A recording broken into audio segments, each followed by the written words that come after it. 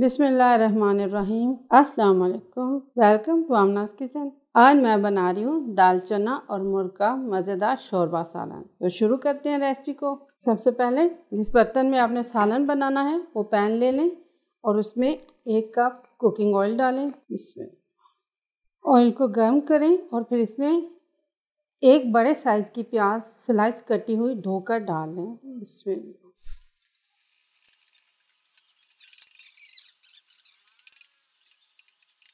अब देखें, अब प्याज अच्छे बादामी रंग में फ्राई हो गए हैं। इनको ज़्यादा डार्क कलर में आपने फ्राई नहीं करना ताकि ये जले ना और सालन का रंग भी ख़राब ना हो। अब इसमें मैं डाल रही हूँ टमाटर। 3 टमाटर मैंने इसमें डालने हैं, दरमियाने साइज़ के थे। इसमें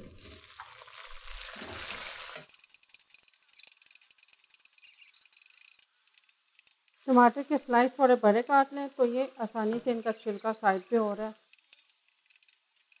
तकरीबन सब टमाटर नरम हो गए हैं 5 मिनट में। तो अब मैं इसमें डाल रही हूँ लहसुन का पेस्ट। आप सबको पता है कि मैं लहसुन के अंदर धनिया पाउडर डाल के पीसती हूँ, तो मैंने इस लहसुन के अंदर धनिया पेस्ट भी डाला है। तकरीबन 2 खाने के चम्मच बराबर हमें चाहिए होगा। इसमें चंद सेकंड के लिए इसको फ्राई कर लिया। 1 खाने का चम्मच बराबर लाल मिर्च, आधा चाय का चम्मच बराबर हल्दी पाउडर, आधा चाय का चम्मच बराबर काली मिर्च और 1 चाय का चम्मच बराबर नमक। ये सब मसाले मैं इसमें डाल रही हूँ। थोड़े से पानी का छींटा इसको दें। अगर कुछ टमाटर रह गए हैं सख्त तो उनको आप चम्मच से तोड़ लें। अच्छी तरह से इसको आपने मैश कर लेना है।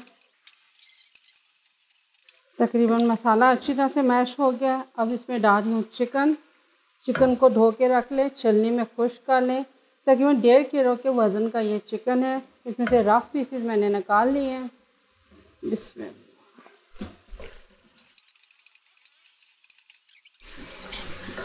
थोड़ा सा पानी का छिंटा दे के आप इसको दोबारा से 2-3 मिनट के लिए फ्राई कर लें। दाल चना 1 पाव यानी 250 ग्राम मैंने लेके तो तकरीबन 1 घंटे से पानी में भिगोई हुई थी। अब इसको मैंने इस चिकन के साथ फ्राई करना है या भून लेना है। चिकन हमारा भून के तैयार हो गया है। अब इसमें दाल डालनी है। इसमें चिकन और दाल दोनों अच्छे तरीके से मैंने भून लिए हैं। अब क्योंकि ये भून गई हैं तो इसमें डालनी है 2 हरी मिर्चें काट के। इसमें अब इसको गलाने के लिए डालना है पानी। अगर आपने इसको प्रेशर कुकर में गलाना है, आपको जल्दी है, तो आप इसमें 3 गिलास पानी डालें और 8 से 10 मिनट के लिए इसको प्रेशर दे लें। दाल बहुत अच्छी नरम हो जाएगी। अगर टाइम है तो इसको पानी डाल के हल्की आंच पे 40-50 मिनट के लिए छोड़ दें। दाल अच्छी नरम हो जाएगी। इसमें कि मैंने शोरबा सालन बनाना है इसलिए मैंने इसमें तकरीबन 3 गिलास पानी डाल दिया है और मैं इसको हल्की आंच पे पकने देती हूँ जब तक दाल नरम हो। फिर आप दाल नरम हो जाए तो तब फिर मैं आपको दोबारा दिखाती हूँ। तकरीबन 40 मिनट से ये दाल और मुर्ग पक रहे थे। तो अब मैं इसका ढक्कन उठा के चेक करती हूँ। बिस्मिल्लाह।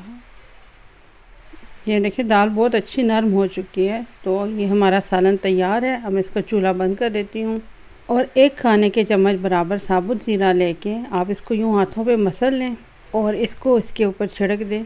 कसूरी मेथी 1 खाने का चम्मच ले लें, उसको भी हाथों से अच्छी तरह से मसल लें, इसको भी छिड़क दें। कुछ हरा धनिया भी इसके ऊपर डाल दें और कुछ हरी मिर्चें भी इसके ऊपर डाल दें। इसमें अब आप इसको सिर्फ 5 मिनट के लिए कवर कर दें। मुर्ग दाल का मज़ेदार शोरबा सालन तैयार है। आप इसे नान के साथ सर्व करें या तंदूरी रोटियों के साथ। बहुत मज़ा आएगा इंशाल्लाह। बहुत अच्छा बनेगा। सिंपल सादा सा सालन है, बहुत जल्दी बनने वाला। ज़रूर बनाइए, उम्मीद है अच्छा बनेगा। बनाकर बताइएगा। दुआओं में याद रखना।